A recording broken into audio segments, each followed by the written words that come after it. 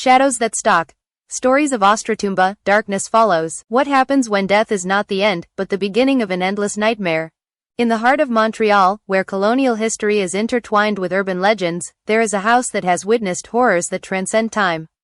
The residence on St. Dominique Street, a Victorian stone and wood-style building restored in 2022, seems to be the dream come true for any family that seeks roots in a city rich in culture. But under its impeccable plaster walls and polished oak floors beat a dark secret, the psychic connection between a murderer and his victim, a bond so powerful that even death failed to break it. The house was built in 1895 by a French industrialist, Émile Rousseau, whose fortune was based on skins trade. However, after his death in 1912, the place passed to a series of owners who died in suspicious circumstances, inexplicable suicides, violent domestic accidents and, in one case, a man found with his hands torn, as if he had tried to excavate his own tomb. The neighbors nicknamed La Maison du Diable and avoided it for decades. In 2018, a group of investors bought it to renew it, believing that modernity could erase its past. But in 2023, when the Beaumont, a high middle-class family, moved there, hell woke up. The Beaumont were a seemingly normal family: Etienne, an architect obsessed with sustainable design; Camille, a literature professor with an academic interest in the Gothic, and his children, Leah, 14, and Thomas, 9. Everyone had dreams for the house: a vertical garden, a personal library, a safe space to raise their children. But from the first day, something was wrong. The lights blinked for no reason. The doors closed alone. And in the basement, an echo of steps resonated, as if someone walks on their heads, even though no one had climbed. The house was not only alive, I was obsessed. The history of the property is intertwined with two key figures: Victor Lucier, a serial killer who operated in Montreal between 1947 and 1953, and Marie Tremblay, his last victim. Lucier, a 38-year-old butcher with a history of psychopathic violence, kidnapped and tortured at least 6 women before being arrested. According to police records, he confessed to having killed Marie-Eve in the house of St. Dominique Street, where he buried her in the basement. But his body was never found. In his trial, Lucier said that the young woman possessed him, that his spirit followed him and whispered orders to kill. They declared him crazy and executed in 1954. However, modern researchers have discovered that Lucier and Marie-Eve shared a supernatural link, a collective trauma. Both had been abandoned in childhood and raised in the same orphanage, the Institut des Enfants Oubliés, where they suffered physical and emotional abuses. There, according to historical documents, an exorcist priest performed satanic rituals with problematic children, seeking to release their demons. Something went wrong. A failed ritual created a psychic connection between Victor and Marie-Eve, an invisible rope that united them even after death. When the Beaumont began to experience inexplicable phenomena, they looked for answers.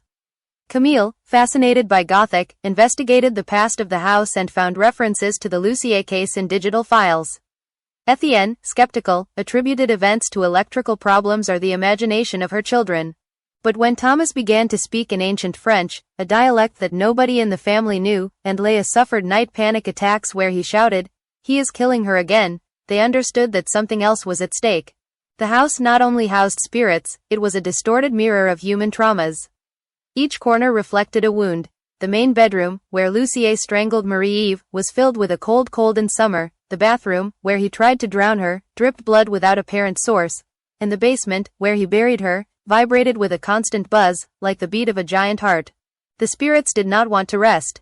They wanted to repeat. Victor Lucier and Marie Tremblay were trapped in a cycle of possession and violence. His psychic connection had mutated in a separate entity, a force that a family needed to continue his work. The Beaumont, with their own emotional cracks, the tension between Etienne and Camille for the economic pressure, Leah's anxiety to fit into school, the isolation of Thomas, were the perfect breeding ground. The story of Darkness Follows is not only on ghosts, but about how unresolved pain can even corrupt the most sacred. The house is a symbol, a sick body that needs healing. But how to cure something that has been feeding on fear? Through interviews with local historians, judicial records and testimonies of elderly neighbors who remember the rumors about the house, this book reconstructs the events that took the Beaumont to the edge of madness. Each chapter unravels one more layer in history, from the initial investigation to a spiritualist session that released something worse than the original spirits. But there are also unanswered questions. Why Marie-Eve, a victim, seems to help Victor in her plan? Is there an older force than the two, a third spirit that manipulates events? Can the family escape, or are they condemned to become part of the history of the house? Darkness Follows is a trip to the limits of reason, where the past and present collide, and where family love is proven by a darkness that does not understand moralities. This is not a book for those looking for simple answers. It is a broken mirror that invites us to ask ourselves, what shadows we have inside that they could destroy us. January 2023. Montreal, Canada. The Beaumont arrived at the house for an icy Tuesday, with the leading sky-threatening snow. Etienne, dressed in a wool coat and leather gloves, inspected the gray stone facade covered with ice. Perfect, he murmured, although his voice trembled to see the windows of the second floor, which seemed to observe it. Camille, hugging Thomas to keep him hot, he noticed a strange smell, a mixture of moisture and iron, as rusty blood. Are you sure this is the address? Asked. Etienne reviewed the purchase contract. Yes, the renewal company said everything is ready. Leah, behind them, looked up and felt a chill. In a third-floor window, a diffuse figure seemed to move. When he blinked, he disappeared. Inside, the house was a maze of contradictions. The walls, painted white and beige, contrasted with the dark wood soil, which creaks like bones when walking. The main hall had a 5-meter roof with a glass candlestick that seemed too large for space. Camille pointed out a crack at the ceiling base.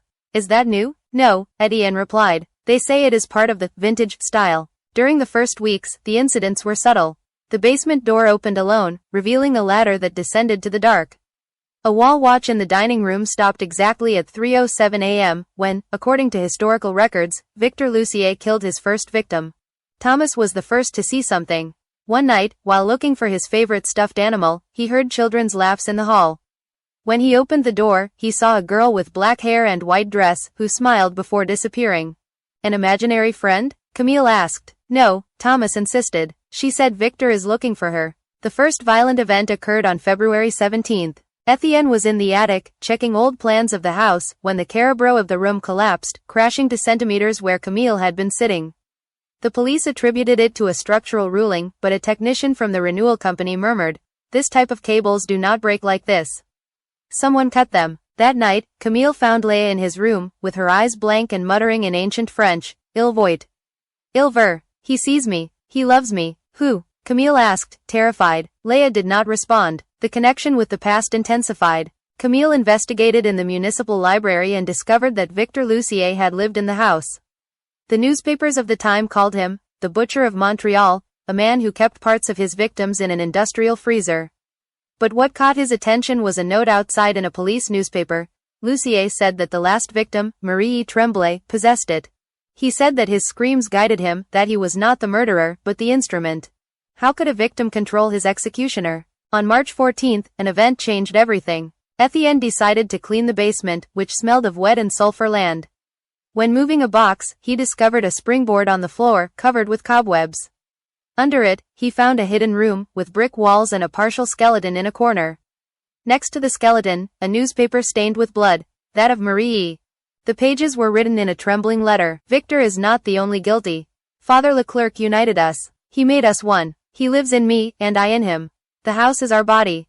Nobody will escape. Etienne closed the newspaper, but it was too late. On the upper floor, Camille listened to a blow. When he went down, he found Thomas standing in front of the open trap, with cloudy eyes and a voice that was not his. Welcome home. The spirits had chosen Thomas as a new guest. Lucier and Tremblay's psychic connection not only survived, he fed on new victims. The house was not a home, but an organism that needed families to perpetuate its cycle.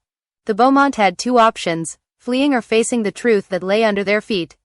But in the doable maison, even the truth has claws. The Bloody Legacy of Montreal. Discover how the satanic rituals of the Institute of Forgotten Children forged the connection between Victor and Marie-Eve, and why the house continues to claim souls.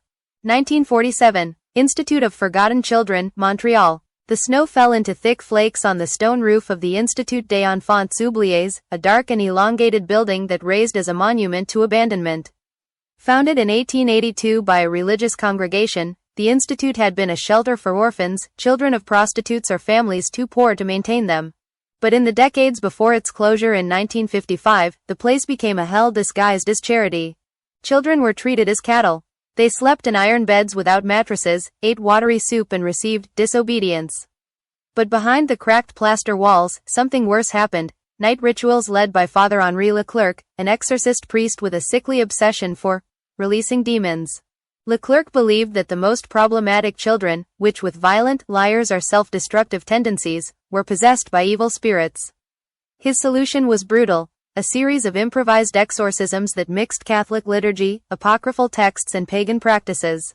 According to documents found in 1998 during the demolition of the institute, these rituals included forced fasting, sensory insulation and, in some cases, the ingestion of hallucinogenic infusions made with local plants such as Baleño and Mandragora. Victor Lussier and Marie Tremblay arrived at the institute in 1938, both with 5 years. Victor, son of a soldier fallen in World War I and a mother who abandoned him at the door of the church, showed a disturbing cold since childhood. I did not cry, did not laugh and observe others with empty eyes. Marie-Eve, on the other hand, was a brilliant girl, with an overflowing imagination she used to escape her reality. But both shared trauma. They had been touched by darkness long before they met.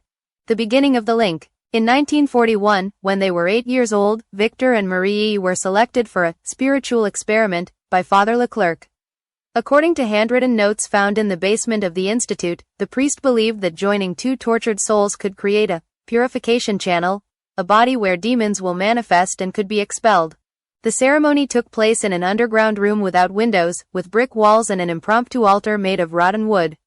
Victor and Marie-Eve were tied to 2 chairs, with the dolls linked by a rope soaked in holy water. Leclerc, dressed in a black robe and an inverted crucifix, recited fragments of the Romanum ritual, the official exorcism manual, along with invocations to unknown entities. The demons inhabit the pain, he murmured as he poured red wine on his heads. Only pain can expel them. For hours, the children were shouted, blows and endless questions about their sins. Victor remained silent, but Marie cried and begged mercy. In the end, Leclerc declared that the ritual had failed. The demons do not leave. They stay, and they grow. The birth of the entity. The sequelae of the ritual marked both forever. Victor developed an extreme aversion to human contact, but also a morbid fascination for the suffering of others. He began to mutilate animals in the backyard of the institute, keeping the parts in jars that label with names of saints. Marie-Eve, meanwhile, began talking in dreams, describing scenes of violence that he had never witnessed. The caregivers separated them, fearing that they corrupt each other. But something had changed. Victor and Marie-Eve were no longer 2 people, but a duality. When one was angry, the other cried. When one slept, the other had identical nightmares. The doctors of the institute attributed it to psychotic disorders induced by trauma, but the confidential records suggested another theory. The ritual did not purify them. He merged them. They now share a single spirit, divided between light and dark. In 1945, both escaped from the institute. Victor disappeared in the streets of Montreal, working as a butcher and perfecting his ability to hide his madness. Marie-Eve was adopted by a middle-class family, but her new life was brief. In 1947, at age 14, she was kidnapped by Victor, who took her to the house on St. Dominique Street. The house as a witness. The residence on St. Dominique Street was not randomly chosen. Victor, now adult, remembered to have seen her as a child during a school excursion. It seemed a place where no one would hear the screams. For 3 weeks, he kept Marie locked in the basement, feeding her with pieces of raw meat and forcing her to repeat unintelligible sentences. According to the testimonies of neighbors who suspected something, Victor went out to buy provisions and returned with bloody bags, although he insisted that they were for the business. On April 14, 1947, Marie-Eve died. There are no official records of his death, but subsequent police reports mention that Victor confessed to having strangled her after she told her that he didn't want to be him. But here the contradiction arises. Why did Victor insisted that Marie-Eve was still alive? Who controlled him from death? In his trial, Lussier said that, when he died, Marie did not free himself, but that his spirit merged with his, creating a hybrid entity that needed new victims to survive. She whispered with me orders, he said during his statement. He told me who to kill, how to do it. I was just his tool. Psychiatrists diagnosed him with paranoid schizophrenia, but one of them, Dr. Émile Fournier, wrote in his personal report, I am not sure that Lussier is lying. I have seen patients with dissociative identity disorders, but this is different. It is as if 2 people had shared a single consciousness, even after death. The house is prison. After the execution of Victor in 1954, the house passed to a series of owners who died in inexplicable circumstances. But historical records suggest that the connection between Victor and Marie-Eve did not break. In 1962, a paranormal researcher, Jacques Moreau, documented phenomena in the house. Voices of children in the basement, singing songs in ancient French. Blood that appeared on the walls, forming words like, "I never went," a phrase that Camille Beaumont would see decades later. A female figure seen on the third floor, with a white dress and black hair, which disappeared as he approached. Moreau concluded that the house was not a place, but a body, inhabited by the entity of Victor and Marie. "The house is its jail and its temple," he wrote. "They need new souls to keep her alive." The arrival of the Beaumont. When the Beaumont signed the purchase contract in 2023, they did not know that they were accepting a contract with something older than the property itself. The house chose them for one reason: their own emotional cracks made them vulnerable. Etienne, obsessed with controlling the physical space, ignored the alarm signs because she believed she could tame the house with technology and design. Camille, fascinated by Gothic, was looking for a story to tell, but did not expect the story to choose her. Leia, fighting with social pressure, was susceptible to the influence of Marie-Eve, who seemed to empathize with her anxiety. And Thomas, the youngest, was the weak link. His mind still not formed was made by a perfect container for the shared entity. The possession of Thomas was not an accident. It was a repetition of the ritual of the Institute of Forgotten Children, a way to recreate the original connection. The house needed a new link, a new duality, to continue its cycle. What happened to the third spirit? In the introduction, a crucial question was raised: is there an older force than Victor and Marie-Eve, a third spirit that manipulates events? The clues are in the details. The smell of iron that the Beaumont felt upon entering, the buzz in the basement that does not correspond to any electric source, and the phrase, "I never went," which seems written by someone who is not Marie-Eve. In the archives of the Institute of Forgotten Children, there is a reference to a third child involved in the 1941 ritual. A boy named Lucien Dufresne, 10, who died during the ceremony. According to Leclerc's notes, Lucien was the first to receive the spirit, but his body could not contain it. He died with his eyes open and a smile that did not disappear or after his death. Some researchers believe that Lucien did not really die, but merged with the energy of the ritual, becoming a guardian of the connection between Victor and Marie-Eve. His spirit, or what remains of him, could be behind the current events, making sure the cycle continues. The cycle that does not end. The house is not just a place of death, it is a psychic organism that feeds on unresolved traumas. Each family that becomes part of the ritual, a piece that must be sacrificed to keep the connection alive. The Beaumont are trapped in this cycle, but they still have an opportunity. Understand the past to break it. If they can discover the truth about Lucien Dufresne and the true purpose of the Leclerc ritual, maybe they can free Victor and Marie-Eve. Or condemn forever. The Pact of the Dead. Explore the failed ritual of Father Leclerc, the death of Lucien Dufresne, and how the spirits of the three children merged to create an entity that still looks for new victims. 1941. Institute of Forgotten Children, Montreal. The underground room smelled of moisture and fear. Black candles knocked on iron candlesticks, projecting shadows that danced as living creatures. Father Henri Leclerc, dressed in a broken robe and an inverted rosary, watched the three children tied to the wooden chairs. Victor Lucier, 8, remained motionless, with his eyes fixed on the ground. Marie-Eve Tremblay, also 8, trembled, her lips moving in a silent prayer. And among them, Lucien Dufresne, 10, looked at the roof with a smile that did not seem to belong to him. Lucien had been chosen by accident. Originally, Leclerc planned a ritual of 2 children, but an administrative error included it in the list. He was a quiet boy, with blonde hair and pale skin, who rarely spoke and never cried. Institute caregivers considered him strange, although no one knew why. Some said that events could predict before they occurred, others, that his eyes changed color when he was angry. Leclerc, however, saw something else in Lucien, an empty container, ready to be filled. The failed ritual. Father Leclerc began the ceremony with an invocation in Latin. Veni, tenebrae. Come, shadows. Receive these children as offerings. That their souls are purified by pain. Victor and Marie were tied with ropes soaked in holy water, while Lucien remained free, sitting in front of them. Leclerc gave him an oxidized silver dagger and ordered him, cut the cord that unites them. Free us from their pollution. Lucien did not respond. Instead, he took the dagger and cut his palm. The blood dripped on Victor and Marie-Eve's feet, forming a reddish circle on the stone floor. Then, the room changed. The candles went out, and a sound like giant wings filled the space. Victor felt a heat on his chest, as if he were growing inside him. Marie-Eve shouted, not pain, but horror. She saw her own face reflected in Lucien's eyes. Leclerc tried to stop the ritual, but it was late. Lucien stood up, his voice echoing with a multiple echo. It's not me. I'm the bridge. Suddenly, Lucien fell to the ground, convulsing. His body twisted as if something was starting it from the inside. Marie's screams mixed with laughter of Victor, who did not understand why he laughed. When Leclerc reviewed it, Lucien was dead. But his smile remained, even after doctors confirmed his death. The truth about Lucien. The Institute archives do not mention Lucien Dufresne in any official report. However, in 1998, during the demolition of the building, a newspaper hidden in a false wall was found. He belonged to a nurse named Marguerite Lavoie, who wrote, "Lucien was not a common child. He arrived at the Institute without documents, without past. He said that his mother abandoned him because he was no longer human." No one believed it, but now I think he was right.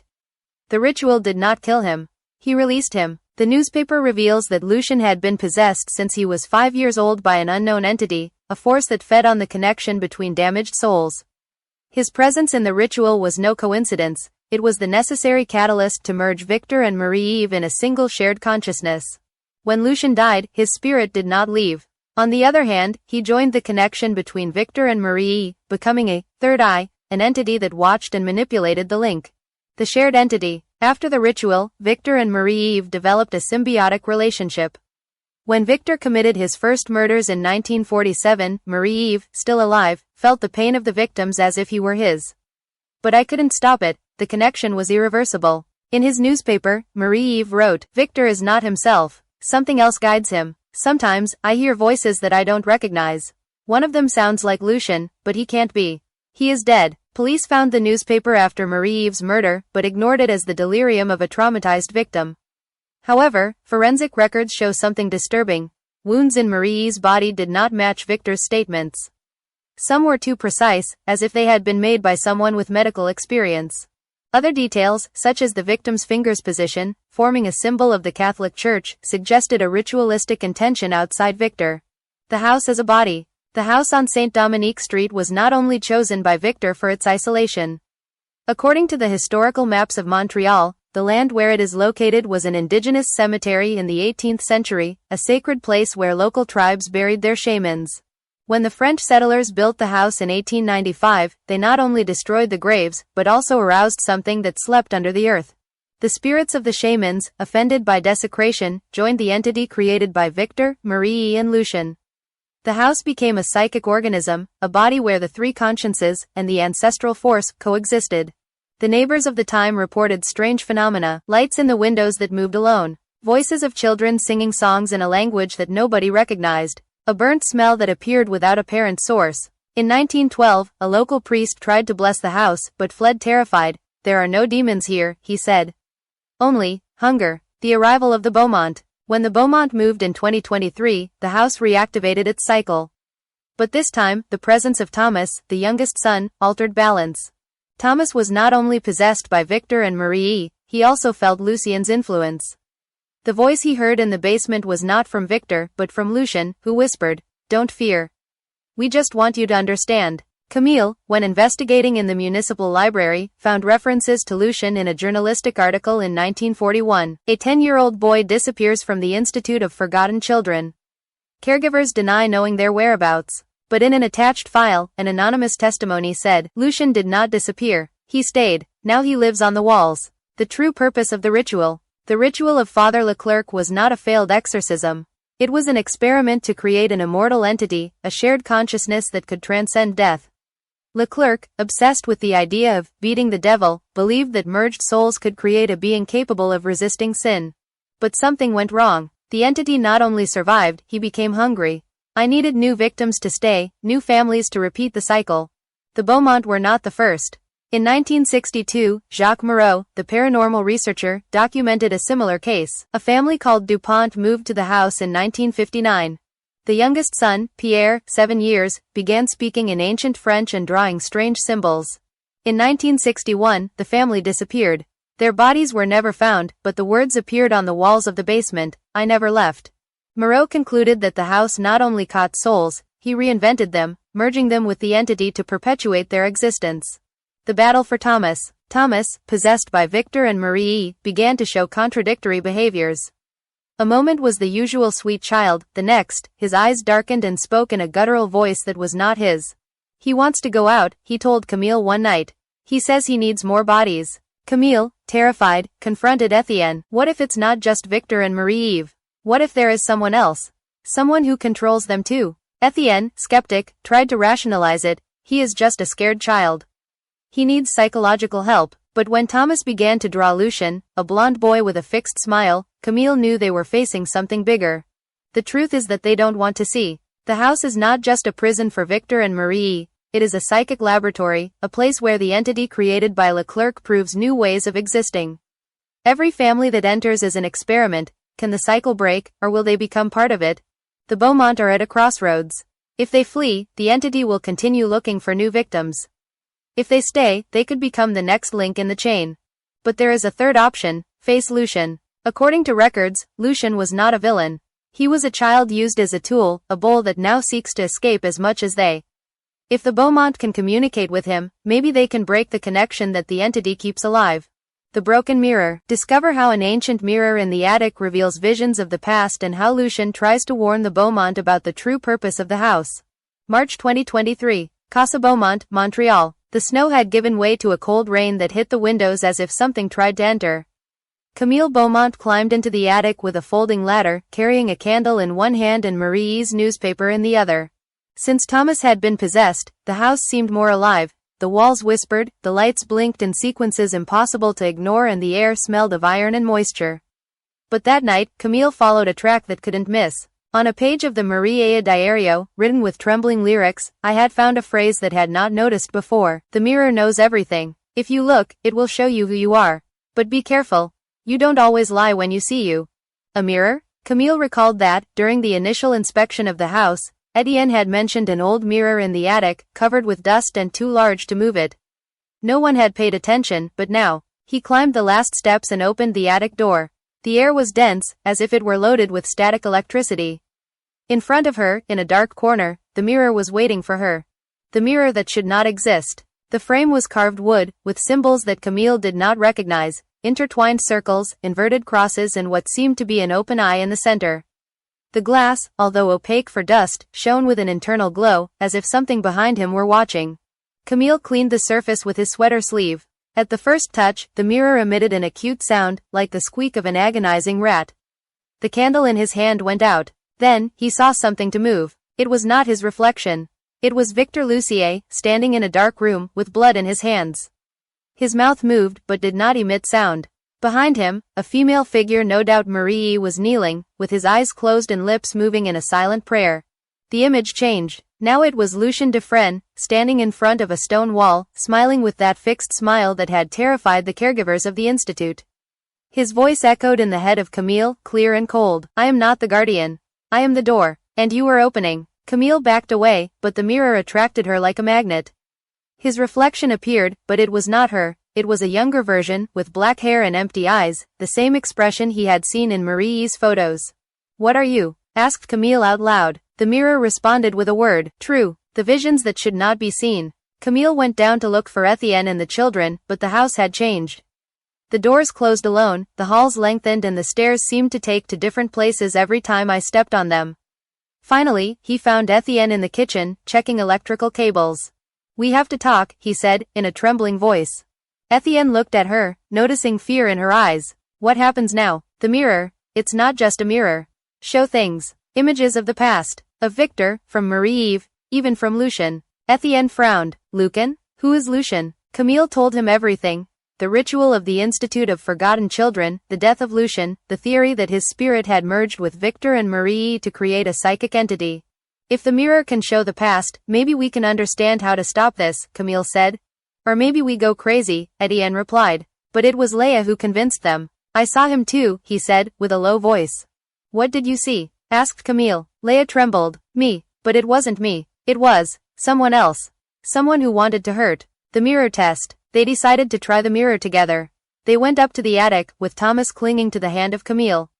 The child had been silent since his possession, but now muttering unintelligible words. When they stood in front of the mirror, he reacted immediately. The images flowed as a distorted movie. The Ritual of the Institute, 1941. Lucien cutting the palm, Victor and Marie-Eve united by the blood, Leclerc screaming in Latin while Lucien's body convulsed. The Murder of Marie-Eve, 1947. Victor strangling her in the main bedroom, her eyes open in a moment of understanding, as if she had understood that she could not escape. The DuPont family, 1961, Pierre, the youngest son, drawing symbols on the basement walls while his parents shouted, the word, I never went, appearing in blood. But then, the mirror showed something new. An unknown figure, dressed in a dark robe, standing in the basement of the house. He was not Victor, or Marie-Eve, or Lucien. It was someone else. Lucien's voice echoed in his minds. He is the true owner. He who made us like this. The truth about the mirror. The mirror was not just an object, it was a psychic portal, a tool created by Father Leclerc during the 1941 ritual. According to the records found in the Marie-Eve Diario, Leclerc had obtained the mirror of a collector of artifacts hidden in Paris, who warned him, this mirror does not show the world. It shows the soul. Use only for the worthy. But Leclerc was not worthy. He used the mirror to purify the children, believing that he would reveal their internal demons. Instead, the mirror absorbed the souls of Victor, Marie and Lucien, merging them into an entity that now inhabited the house. The mirror not only showed the past, he showed the present and the future, depending on who looked at him. For Camille, he revealed his connection with Marie, for Leah, his deepest fears. And for Thomas looked at the mirror and saw Lucien. He speaks to me, said the child, in a monotonous voice. What says? Asked Camille. Thomas closed his eyes. He says the house is not a home. It is a prison, and that the mirror is the only way to escape. The desperate plan. Etienne, still skeptical, proposed to destroy the mirror. If it's the source of everything, breaking it could free us. But Camille was not sure. And if we release something worse? Leah, in a firm voice, said, we have to ask Lucien. He knows how to finish this. They decided to do a test. Camille wrote a note and placed it in front of the mirror. How do we break the cycle? They waited. Minutes later, the mirror replied. Not with words, but with an image. One hand breaking the mirror, while Victor, Marie and Lucien figures disappeared in a cloud of light. But there was a warning. Under the image, a phrase appeared, the truth has a price. Prepare to pay it. The decision. The family argued for hours. Breaking the mirror could release them, but also awaken the entity that controlled it. If the mirror was the door, as Lucien had said, what was on the other side? Thomas, in a soft voice, said, I think Lucien wants to help us. He says he no longer wants to be here. Camille felt a chill. How do we know it's not Victor playing with us? Because Lucien never lies, Thomas replied. Etienne, resigned, took a hammer. If we're going to do this, let's do it now. But when he raised the hammer, the mirror emitted a deafening sound. The ceiling lights blinked, and a different voice from the others resonated in the room. No, do not break the door. Open it. The voice was not from Victor, or Marie, or Lucien. It was the voice of the true owner of the house. The prohibited room. Discover who is the true owner of the house, what is behind the sealed door of the basement, and how the mirror was not the only tool of Father Leclerc to control the entity. March 2023. Casa Beaumont, Montreal. The sound of the mirror resonated in the attic like a drowned cry. The voice, deep and guttural, was not of Victor, or Marie-Eve, not even Lucien. It was something older, darker. Camille felt the air thickened, as if the house was inhaling. Who are you? He asked, his voice trembling. The answer came in a collective whisper, as if thousands of voices spoke at the same time. I am the first. I am the guardian. I am the one who never left. Etienne, still holding the hammer, backed up. This is not normal. We have to get out of here. But Thomas, with cloudy eyes, approached the mirror. His voice was not his. He's right. The true owner is down. In the forbidden room. The sealed door. Since the Beaumont moved home, they had ignored a door in the basement. It was not in the original plans, and the contractors who renewed the property said they had never seen it. Etienne tried to open it once, but was sealed with rusty chains and a lock so old that it seemed impossible to break. Now, with Thomas speaking as if it were another person, Camille knew they had to go there. They went down to the basement with a hand staircase, a hand lamp and Marie's newspaper. The air was colder than ever, and the stone was wet, as if someone had spilled water recently. In front of them, the door waited. The chains were intact, but the lock was open. Who opened it? Asked Leah, clinging to his mother's sleeve. No one, Etienne replied, in a hoarse voice. They pushed the door. He creaked, but opened without resistance. The underground passage. What they found was not a room, but a passage. A stone staircase descended towards the dark, with brick walls covered with symbols engraved with something that looked dry. The walls oozed moisture, and the smell of mold was so strong that Camille had to cover his nose. Thomas was the first to go down. He awaits us, he said, with that voice that was not his. The others followed him, one by one. At the end of the ladder, the passage opened to a circular room, with a vaulted roof and a stone altar in the center. On the walls, there were drawings of human figures united by strings, with empty eyes and open mouths and silent screams. And on the ground, a circle of human bones. The legacy of Father Leclerc. Camille recognized some of the symbols. They were the same as he had seen in the mirror. But there were other older ones which I could not identify. This is a place of worship, Etienne murmured. Leia pointed out an oxidized metal plate on the wall with a Latin inscription, Hara habitat veritas, hic nascitur tenebrae, here the truth lives. Darkness is born here. Camille translated out loud. What does it mean? Asked Etienne. It means that this place is not only a ritual. It is the origin. Thomas walked to the altar. His hands trembled, but his expression was quiet. Leclerc came here, he said. How do you know? Asked Camille. Because he left everything ready. The mirror, the house, us. The true story of Leclerc. Historical records said that Father Henri Leclerc died in 1952, 3 years before Victor Lucier was executed. But in the Marie Diario, Camille found an entry that contradicted that story. Leclerc did not leave. He stayed. He said his body was just a bowl. That when he died, his soul would live in the house. That he would continue working to free demons. It can't be, said Etienne. But it's true, Camille replied. Thomas's voice echoed strongly. Leclerc is not dead. It is here, in us, at home. Suddenly, the altar emitted a sound, such as the beat of a giant heart. The walls vibrated, and the figures drawn in them seemed to move. A voice, the same they had heard in the mirror, filled the room. Yes, I am here, and you are my new instruments. The Renaissance ritual. Thomas fell to his knees, grabbing his head. His body twisted, and his voice changed. He wants to use us. As Victor used. As he used Marie. Camille ran towards him, but Etienne stopped her. Don't touch him. It is not him. Leia, terrified, said the circle of bones. Some of them shone with a sickly green light. What are they? Asked. Camille, with an accelerated heart, replied. They are remains of the children's children. Of those who disappeared. Suddenly, the bones moved. They rose from the ground, forming humanoid figures that began to dance in circles around the altar. Leclerc's voice echoed. You are chosen. You are the new ritual. The battle for Thomas. Thomas shouted, his body convulsing. His eyes turned white, and his mouth opened in a scream that did not seem human. Help me, he supplied, with his own voice. Camille hugged him, but he shook with supernatural force. He's taking me, said Thomas, with tears in his eyes. Lucien appeared, not physically, but as a light figure in the corner of the room. His smile was not, and his eyes were sad. Don't let you control you, he said to Thomas. Asked the child. The mirror rules. Only he can stop him. Camille recalled the mirror warning. The truth is a price. Prepare to pay it. Thomas, you have to trust us, Camille said. Conferia in Lucien, Leia added. Thomas nodded. He got up and ran towards the exit of the passage, shouting, Come on, we have to return to the mirror. The flight. The figures made of bones persecuted them, their clumsy but persistent movements. The walls of the passage began to close, as if the house tried to catch them. They ran down the stone staircase, climbing as fast as they could. Behind them, Leclerc's voice roared, You will not escape. You are part of me. When they arrived at the attic, Thomas took Etienne's hammer. Fast, Camille shouted. Thomas lifted the hammer and crashed into the mirror. The explosion was blinding. A flash of white light filled the room, followed by a sound like that of a storm.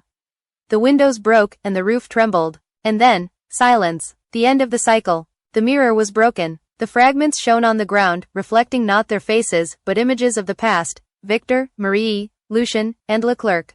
But now, everyone looked with peace. Lucien appeared one last time, smiling as before. Thank you, he said. Are you finished? Asked Leia. Lucien nodded. The house is no longer her prison. Now is your rest. Thomas, exhausted, sat on the ground. I don't listen to him. Camille hugged him. We are safe. But Etienne, looking out the broken window, asked, And the house? What will happen to her? The answer came in the form of a soft breeze, like a sigh. The house exhaled. The truth that was left. A week later, the Beaumont left the house. They could not sell it, no real estate agent wanted to touch her. But they couldn't burn it either. When they tried to call the police, the calls did not connect. The house is still there. Empty. Silent, but in the basement, under the dust, there is a new inscription on the passage wall. The truth is price. We pay it. That nobody else does. And in the broken mirror, if you look carefully, you can see 3 figures smiling in the distance. Victor, Marie-Eve, Lucien, and behind them, a darker shadow. Still breathing. La Séance del Hell. Discover what happens when a paranormal researcher returns home decades later, believing that he can control the entity, and how the broken mirror reveals again secrets that no one should know. October 2043. Casa Beaumont, Montreal. 30 years after the Beaumont flee from the house, the building was still standing, abandoned and covered with black ivy.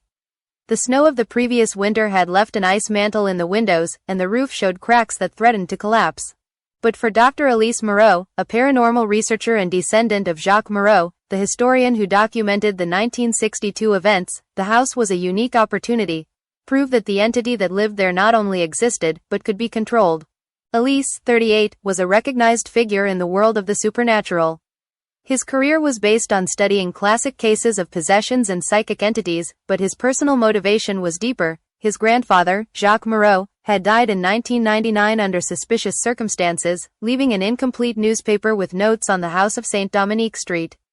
In the last pages, he wrote, "I failed to free them. I only enraged them. The house is not a place. It is a contract, and someone, someday, will break it, or renew it."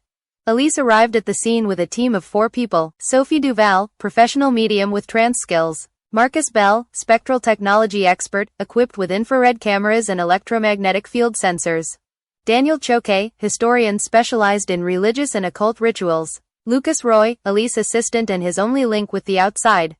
The house that does not forget. When crossing the main door, the frozen air hit its faces. The interior was in ruins. The tapestry paper came off, the wooden floor creaked as fractured bones, and the smell of moisture was so intense that it irritated the nostrils. "It's worse than I imagined," Marcus said, adjusting his camera. "But it's intact," Elise replied, pointing to the broken mirror in the attic. The mirror, although fragmented, was still in its frame. The glass pieces reflected distorted images, shadows that moved, faces that should not be there. Sophie, seeing it, paled. "Something is watching us," he murmured. "Of course," said Daniel, reviewing Jacques Moreau's diary. "The house not only remembers. He claims. Preparations for la séance." Elise decided to perform a séance in the basement, where the circle of bones and the stone altar still remained. They used black candles, salt, and a voice recorder to capture any phenomenon. Sophie sat in the center, with her eyes closed and her hands on a wooden table. "Are you ready?" asked Elise. "No, but we must do it," Sophie replied. Elise began, "On behalf of the living and the dead, we invoke the entities that inhabit this place. Victor Lucier, Marie Tremblay, Lucien Dufresne. Are they here?" A cold wind entered through the broken windows, turning off the candles. The entity responds. Sophie opened her eyes. They were not his, they were completely white. His voice changed, echoing with a multiple echo. "We are not them. We are all. We are the truth that they didn't want to see." Marcus, recording, noticed that the thermometer dropped to -15 degrees Celsius in seconds. Daniel backed away, muttering a Latin prayer. "Who are you?" asked Elise, in a firm voice. "I am the one left. He who does not leave. He who will never leave." Sophie fell to the ground, convulsing. When he recovered, he cried. "It wasn't one. There were thousands. Voices, shouting in my head." Daniel reviewed the recorder. Sophie's voice had not been the only one in the recording. There were others, whispering in ancient French. "I never left." Elise's failed ritual. Elise, determined to dominate the entity, used an object found in the Jacques newspaper, an obsidian amulet with Leclerc ritual symbols. He placed it in the center of the bone circle and ordered, "If you're real, show yourself." The answer was immediate. The basement walls were filled with cracks, and the ground trembled. A high and thin figure appeared in the corner, with a dark robe and a face without defined features. Leclerc's voice echoed, "You are not worthy. You come like others. To ask, to fear, to die." Lucas, the assistant, tried to flee, but the basement door closed with a dry blow. "Abe the door," Marcus shouted. "Can't," Lucas replied. The figure approached Sophie, who fell on her knees. His voice changed again. "I know you, girl. You also carry the pain. We will use you." Sophie shouted, and her body arched back, as if something was possessing it. The return of the mirror. Marcus, desperate, took a piece of the broken mirror. When touching it, he saw visions. Victor strangling Marie-Eve, but with Lucien's eyes. Leclerc performing the ritual, saying, "They are not two. There are three, and the third is the master." The Beaumont breaking the mirror, but with an unknown figure smiling in the distance. The mirror was not the end. Marcus shouted. "What do you mean?" asked Elise. The entity did not break. It was divided. The figure in the corner laughed, a guttural laugh that vibrated the bones. "Yes, we divide. In you. In this house. In everything." The battle for Sophie. Sophie, possessed, got up and walked to Elise. His lips moved with a voice that was not his. "Did you want to control us? Now you are part of us." Elise backed away, but Sophie grabbed her arm. An intense pain crossed his body, and saw flashes of his own past. His grandfather, Jacques, writing the newspaper, with tears in his eyes. An unknown girl, Lucien, smiling from a mirror. A door sealed in the institute, with the phrase, What enters does not come out. Subcessit, Daniel shouted, throwing salt on Sophie. The possession ceased, but Sophie collapsed, unconscious. The truth about Leclerc. Daniel, reviewing Jacques' newspaper, found an entry that had not noticed before. Leclerc was not human. It was a container. His body was taken by something older, something that used children to create an entity that could live forever. The house is not their home. It is his body. Marcus, pointing to the altar, said, "Look at this." On the ground, the circle of bones shone with a sickly green light. Humanoid figures began to form, as in the original ritual. "We have to go out," Lucas shouted. The final flight. The team ran towards the exit, but the underground passage closed behind them. The house caught them, as he had done with the previous families. Sophie, recovering, took a piece of the mirror and threw it against the altar. The impact caused an explosion of white light, and the bone figures disintegrated. "He found it," Marcus shouted, but Leclerc, or what was left of him, appeared one last time. "You will not escape. You will return. You all come back." The light disappeared, and the house was silent. The four survived, but none was the same. Sophie lost the ability to speak. Marcus left his career and retired to a monastery. Daniel published a book that nobody believed. And Elise returned to the research institute, but in his final notes he wrote, "We failed to break the cycle. We just extend it." The house continues to claim. "And I feel his voice in my dreams." A year later, Elise disappeared. His body was never found, but on his computer, a last audio file was discovered. "I am part of them now. The house is not a place.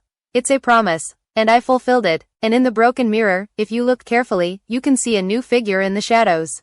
The cry in the basement. Discover what happens when a group of teenagers decides to explore the abandoned house in 2063, believing that it is only an urban myth, and how the broken mirror reveals again secrets that nobody should know.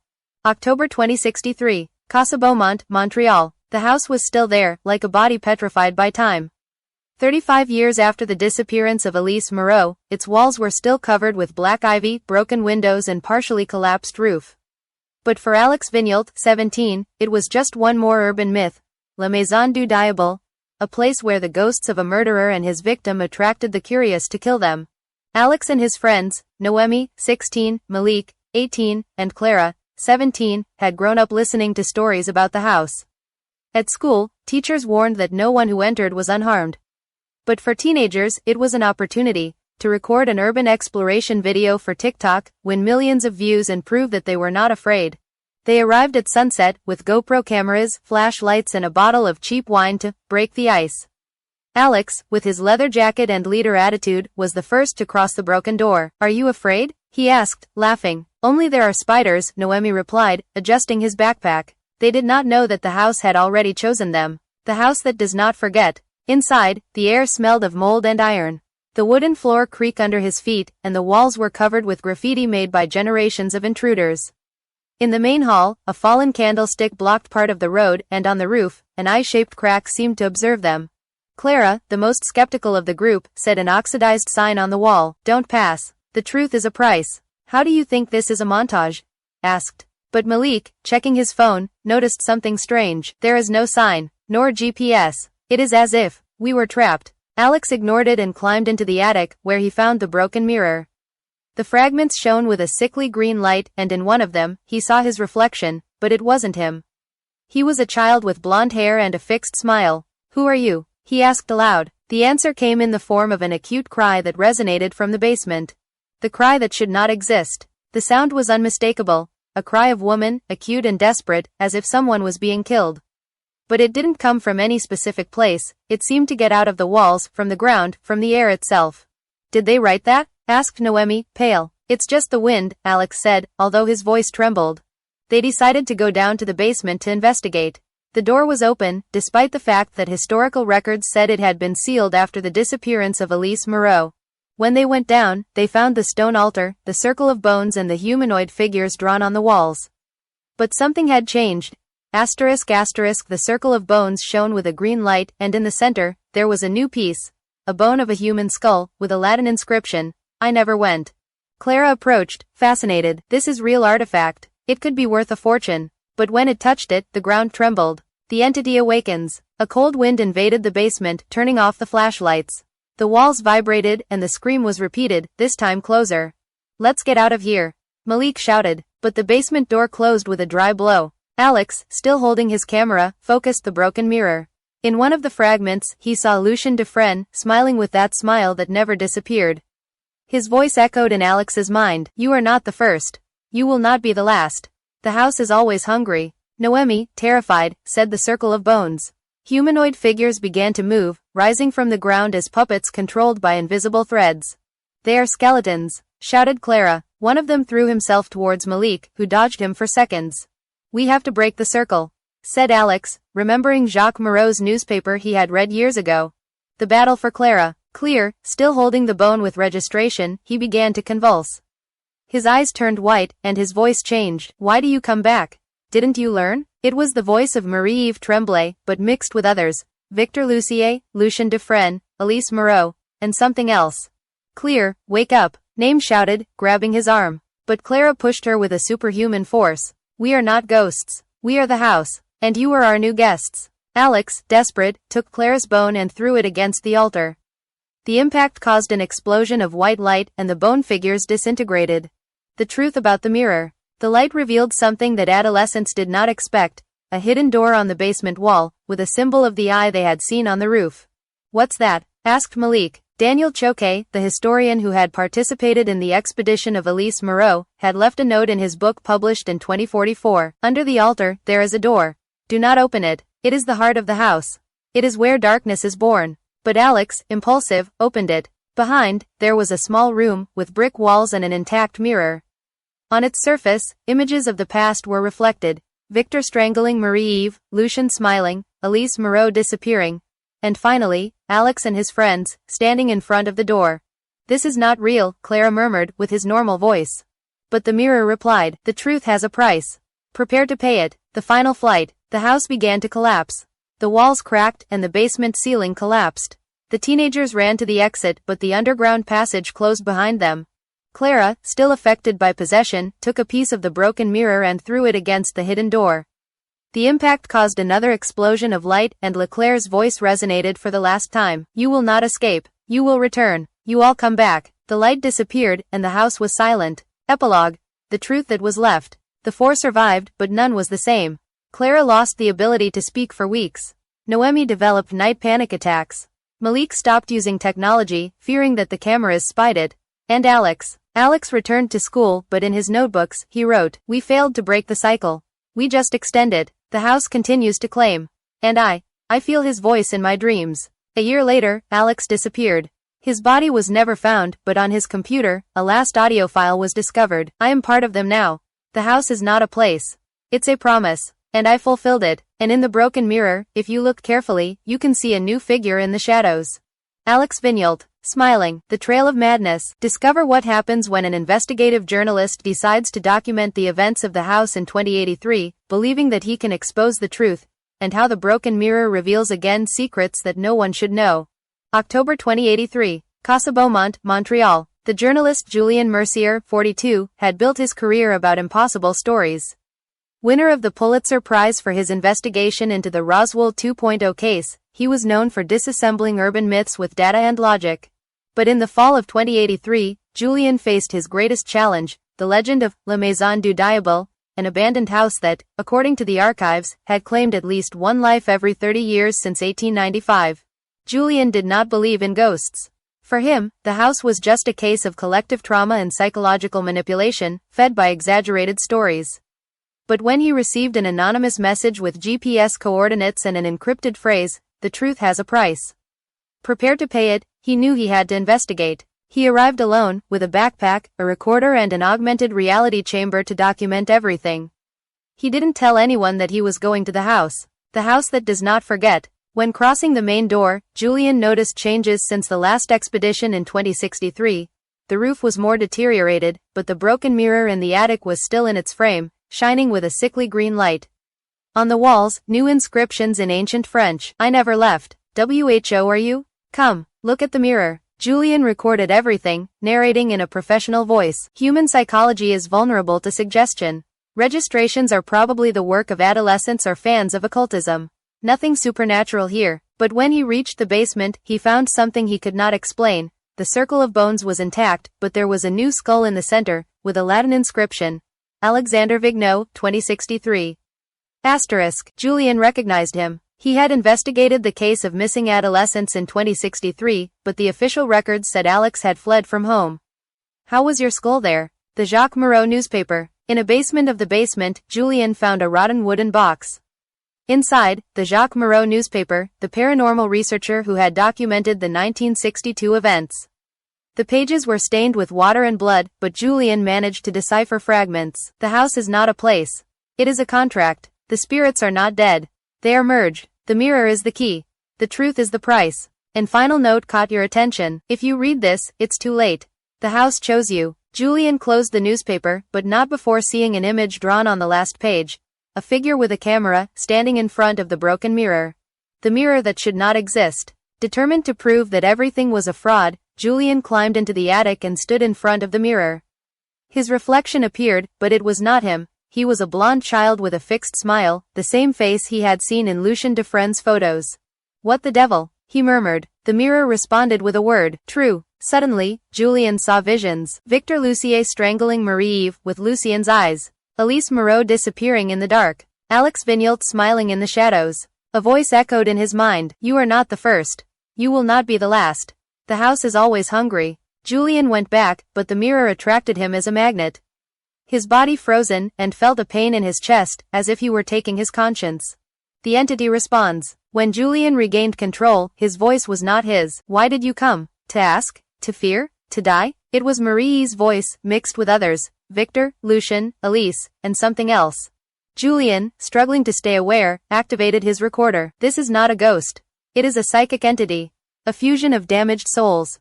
The house is his body. And I'm inside it. The voice changed, turning guttural. We are not ghosts. We are the house. And you are our new guest. The return of the mirror. Julian, desperate, took a piece of the broken mirror. When touching it, he saw visions. Victor and Marie talk fuses with Lucien's eyes. Leclerc performing the ritual, saying, they are not two. There are three. And the third is the master. The Beaumont breaking the mirror, but with an unknown figure smiling in the distance. The mirror was not the end. Julian shouted, yes, we divide. In you. In this house. In everything. Leclerc's voice echoed, you are not worthy. You come like others. To ask. To fear. To die. The battle by Julian. Julian tried to flee, but the house caught him. The walls closed, and the ground trembled. In the basement, the circle of bones shone, and the humanoid figures began to form. Tell me, Julian shouted, knowing he was losing control. His body arched back, and his voice changed. I am part of them now. The house is not a place. It's a promise. And I fulfilled it. Julian fell to the ground, unconscious. The truth that was left. A month later, Julian's body was never found. But on his computer, a last audio file was discovered. We failed to break the cycle. We just extended. The house continues to claim. And I feel his voice in my dreams. And in the broken mirror, if you look carefully, you can see a new figure in the shadows. Julian Mercier. Smiling. The last goodbye. Discover what happens when a descendant of Victor Lucier decides to face his legacy in 2113, believing that he can redeem his family, and how the broken mirror reveals again secrets that no one should know. October 2113. Casa Beaumont, Montreal. 118 years after the Beaumont flee from the house, the building was still standing, but now it was a monument at the time. The roof was completely collapsed, the walls bowed as if they were tired of sustaining themselves, and the mirror broken in the attic was just a memory of its ancient presence. But for Émile Lucier, a direct descendant of Victor Lucier, it was the only place where you could find answers. Émile, 35, was a forensic psychologist specialized in inherited traumas. As a child, he had suffered nightmares with a stone house, a blonde child smiling and a voice whispering, "You are not him, but you carry his blood." In 2112, after investigating his family tree, he discovered the connection with Victor Lucier and decided to face his family's legacy. He arrived alone, with an exploration drone, a magnetic field scanner and a recorder. He did not believe in ghosts, but in psychic energy, the idea that extreme traumas could leave traces in the environment, affecting those who came into contact with them. When crossing the main door, the frozen air hit him. The ground creaked under its boots, and the smell of moisture and iron was so intense that the throat irritated. In the main hall, he found graffiti of previous generations. I never left. WHO are you? Come, look at the mirror. Émile recorded everything, narrating in a professional voice. This is a classic case of collective trauma. Inscriptions are pure suggestion. The house is not a damn place. It is a psychic laboratory. But when he went up to the attic, he found the broken mirror. The fragments shone with a sickly green light, and in one of them, he saw his reflection, but it wasn't him. It was Victor Lucier, with Lucien's eyes. What the devil? He murmured. The mirror responded with a word. True. Victor Lucier's diary. In a basement room of the basement, Emile found a rusty metal box. Inside, the newspaper of Victor Lucier, written between 1947 and 1954. The pages were stained with dry blood, but legible. She didn't leave. He never left. He whispered. Ordens. He told me who killing, how to do it. I was just her tool. And final note caught your attention. If you read this, it's too late. The house chose you. Emile closed the newspaper, but not before seeing an image drawn on the last page. A figure with its name, standing in front of the broken mirror.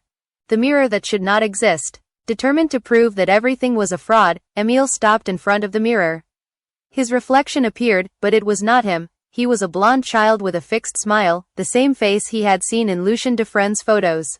What the devil? He murmured. The mirror responded with a word. True. Suddenly, Emile saw visions. Victor Lucier strangling Marie-Eve with Lucien's eyes. Elise Moreau disappearing in the dark. Alex Vignault smiling in the shadows. Julien Mercier recording his last message. A voice echoed in his mind. You are not the first.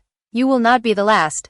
The house is always hungry. Emile backed away, but the mirror attracted him as a magnet.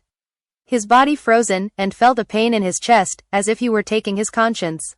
The entity responds. When Emile regained control, his voice was not his. Why did you come? To ask? To fear? To die? It was Marie's voice, mixed with others. Victor, Lucien, Elise, and something else. Emile, struggling to stay aware, activated his recorder. This is not a ghost. It is a psychic entity. A fusion of damaged souls. The house is his body. And I'm inside it. The voice changed, turning guttural. We are not ghosts. We are the house. And you are our new guest. The return of the mirror. Emile, desperate, took a piece of the broken mirror.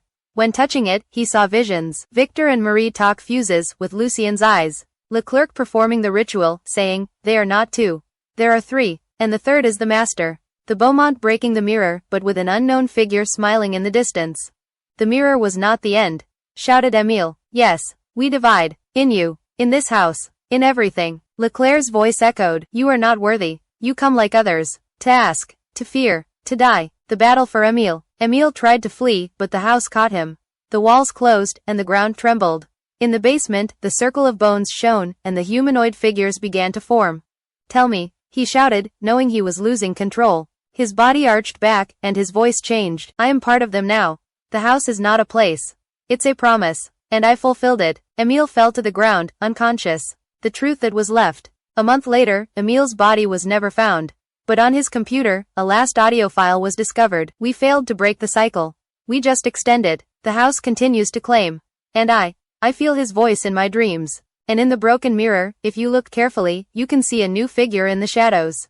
The darkness that remains. Discover what happens when a group of archaeologists decides to dig the foundations of the house in 2143, believing that they can find physical evidence of the entity, and how the broken mirror reveals again secrets that no one should know. October 2143. Casa Beaumont, Montreal. 140 years after the Beaumont flee from the house, the building was still standing, although now it was little more than a rotten stone and wood skeleton. The roof had completely collapsed, the windows were dark holes, and the broken mirror in the attic was just a lot of fragments covered with dust. But for Dr. Amara Patel, a leading archaeologist of the Casa del Diablo project, was a historical finding, the oldest structure of Montreal with records of continuous paranormal activity. Amara, 45, was an expert in missing civilizations and collective trauma sites. Next to his team, Dr. Elias Carter, historian, Dr. Lin Shu, geophysicist, and Sophia Morales, doctoral student, had obtained permission to dig the foundations of the house, believing that they could find physical evidence of the entity that inhabited it. We don't look for ghosts, Amara said to the press before starting. Let's look for answers, Elias added. But none knew that the house would not be expelled so easily. The excavation that should not be done. The equipment used land penetration scanners to map the foundations. The results were disturbing. Under the basement, there was a hidden camera, a rectangular structure that did not appear in the original plans. How didn't they find her before? Asked Sophia. Because she didn't want to be found, Amara replied. Be careful, they began to dig. On the third day, they found a sealed entrance with bricks and an oxidized metal plate with the registration, Hara Habitat Veritas. Hic nascitur tenebrae, here the truth lives. Darkness is born here. Lin, adjusting his sensors, he noticed something strange. The magnetic field here is anomalous. As if there were residual energy. Amara ignored it. We open this. The secret chamber. The door yielded with a dry crunch, revealing a stone staircase that descended towards darkness. The air was dense, with the smell of mold and iron. In the background, they found a circular room, with brick walls covered with symbols recorded with something that looked dry. In the center, a stone altar and a circle of human bones. But the most disturbing thing was what they found in a corner, a children's skeleton, sitting with a straight back, holding an obsidian amulet. Is it a child? Asked Sophia, in a trembling voice. No, Elias replied, checking the bones. It's Lucien Defresne, the Leclerc amulet. Obsidian amulet had symbols similar to broken mirror. Amara took it, ignoring Elias's warnings. It's just a ritualistic object. But when touching it, the amulet shone with a sickly green light. A voice echoed in Amara's mind. Why did you come? To ask? To fear? To die? Sophia, reviewing Lucien's skeleton, noticed something else. It has a fracture in the skull. But it doesn't seem natural. It is as if something had come out inside. Suddenly, the ground trembled. The entity awakens. The walls of the room began to vibrate, and the figures drawn in them moved. The shadows came alive, forming humanoid silhouettes that surrounded the team. They call, shouted Lin, but the door closed with a dry blow. Amara, still holding the amulet, saw visions. Victor Lucier strangling Marie-Eve with Lucien's eyes. Leclerc performing the ritual, saying, they are not two. There are three, and the third is the master. The Beaumont breaking the mirror, but with an unknown figure smiling in the distance. Leclerc's voice echoed, you are not worthy. You come like others. To ask. To fear. To die. The battle for Sophia. Sophia, terrified, approached Lucien's skeleton. When touching the bone of his hand, he felt intense pain and fell to his knees. His voice changed, with a multiple echo. Why do you come back? Didn't you learn? It was the voice of Marie-Eve Tremblay, mixed with others. Victor, Lucien, Elise Moreau, Julien Mercier and Émile Lucier. Sophia, wake up, Amara shouted, grabbing her arm. Quote, but Sophia pushed her with a superhuman force. We are not ghosts. We are the house. And you are our new guests. Lin, desperate, took the amulet and threw it against the altar. The impact caused an explosion of white light and the shadow figures disintegrated. The truth about the entity. The light revealed something that archaeologists did not expect, a stone door on the back wall, with a symbol of the eye they had seen on the roof. Elias, reviewing his notes, recalled something from Jacques Moreau's diary. Under the altar, there is a door. Do not open it. It is the heart of the house. It is where darkness is born. But Amara, impulsive, opened it. Behind, there was a small room, with brick walls and an intact mirror. On its surface, images of the past were reflected. Victor and Marie-Eve merged, Lucien smiling, Elise Moreau disappearing. And finally, Amara and her team, standing in front of the door. This is not real, Sophia murmured, with his normal voice. But the mirror replied, the truth has a price. Prepare to pay it. The final flight. The house began to collapse. The walls cracked, and the basement ceiling collapsed. The team ran towards the exit, but the underground passage closed behind them. Sophia, still affected by possession, took a piece of the broken mirror and threw it against the hidden door. The impact caused another explosion of light, and Leclerc's voice resonated for the last time. You will not escape. You will return. You all come back. The light disappeared, and the house was silent. The four survived, but none was the same. Sophia lost the ability to speak for weeks. Elias left archaeology and retired to a monastery. Lin published a book that nobody believed.